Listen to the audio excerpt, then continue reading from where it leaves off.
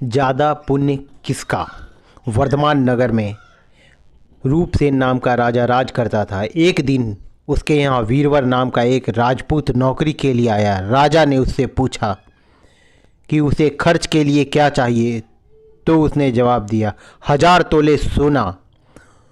सुनकर सबको बड़ा आश्चर्य हुआ। राजा ने पूछा तुम्हारे साथ कौन कौन है। उसने जवाब दिया मेरी स्त्री, मेरा बेटा और मेरी बेटी। राजा को और भी आश्चर्य हुआ, आखिर 4 जने इतने धन का क्या करेंगे। फिर भी उसने उसकी बात मान ली। उस दिन से वीरवर रोज 100,000 तोले सोना भंडारी से लेकर अपने घर आता। उसमें से आधा ब्राह्मणों में बांट देता, बाकी के 2 हिस्से करके मेहमानों और वैरागियों को और सन्यासियों को दे देता। दूसरे से भोजन बनवाकर पहले गरीबों को खिलाता, उसके बाद जो बचता उसमें से स्त्री बच्चों को खिलाता और फिर खुद खाता। काम यह था कि शाम होते ही ढाल और तलवार लेकर राजा के पलंग की चौकीदारी करता। राजा को जब कभी रात को जरूरत होती वह हाजिर हो जाता। एक आधी रात के समय राजा को मरघट की ओर से किसी के रोने की आवाज़ आई। उसने वीरवर को पुकारते हुए कहा। राजा ने कहा जाओ पता लगा कर आओ, इतनी रात को कौन रो रहा है और क्यों रो रहा है। वीरवर तलवार लेकर वहां से चल दिया। मरघट में जाकर देखता है क्या, सिर से पांव तक एक स्त्री गहनों से लदी, कभी नाचती कभी कूदती और फिर सिर पीट पीट कर रोती, लेकिन उसकी आंखों से एक बूंद आंसू नहीं निकलता। वीरवर ने पूछा तुम कौन हो और क्यों रो रही हो। उसने कहा मैं राजलक्ष्मी हूँ, रोती इसलिए हूँ कि राजा विक्रम के घर से लौटने खोटे काम होते हैं, इसलिए वहाँ दरिद्रता का डेरा पड़ने वाला है। मैं वहाँ से चली जाऊंगी और राजा दुखी होकर 1 महीने में मर जाएगा। यह सुनकर वीरवर ने पूछा इससे बचने का कोई उपाय।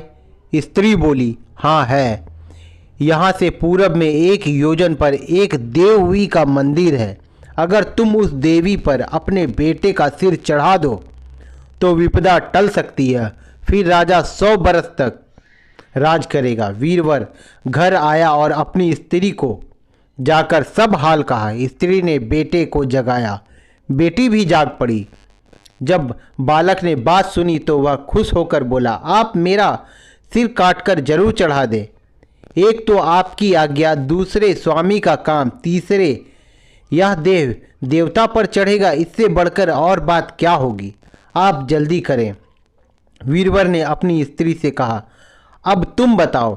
स्त्री बोली स्त्री का धर्म पति की सेवा करने में है। दिन निदान चारों जने देवी के मंदिर में पहुँचे। वीरवर ने हाथ जोड़कर कहा हे देवी, मैं अपने बेटे की बलि देता हूँ, मेरे राजा की 100 बरस की उम्र हो। इतना कहकर उसने इतने जोर से तलवार मारा कि लड़के का सिर धड़ से अलग हो गया। भाई का यह हाल देखकर बहन ने भी उसी तलवार से अपना सिर काट डाला। बेटा बेटी चले गए तो दुखी माँ ने भी उन्हीं का रास्ता पकड़ा और अपनी गर्दन काट ली। वीरवर ने सोचा घर में कोई नहीं रहा तो मैं जीकर क्या करूँगा। उसने भी अपना सिर काट डाला। राजा को जब यह मालूम हुआ तो वह वहाँ आया। उसने बड़ा दुख हुआ, उसके लिए 4 प्राणियों की जान चली गई। वह सोचने लगा कि ऐसा राजा जिससे धिक्कार है। यह सोचकर उसने तलवार उठा ली। जैसे ही अपना सिर काटने को हुआ, देवी प्रकट होकर उसका हाथ पकड़ ली, बोली राजन, मैं तेरे साहस से प्रसन्न हूँ, तू जो वर मांगेगा सो दूंगी। राजा ने कहा देवी तुम प्रसन्न हो तो इन 4 को जिंदा कर दो। देवी ने अमृत छिड़ककर उन 4 को फिर से जिंदा कर दिया। इतना कहकर बेताल बोला राजा बताओ सबसे ज़्यादा पुण्य किसका हुआ। राजा बोला राजा का। बेताल ने पूछा क्यों। राजा ने कहा इसलिए कि स्वामी के लिए चाकर की प्राण देना धर्म है, लेकिन चाकर के लिए राजा का राजपाट छोड़कर जान देना ये बहुत बड़ी बात है। यह सुनते ही बेताल गायब हो गया और पेड़ से जाकर उल्टा लटक गया। अगली कहानी सुनने के लिए प्लीज़ सब्सक्राइब करें।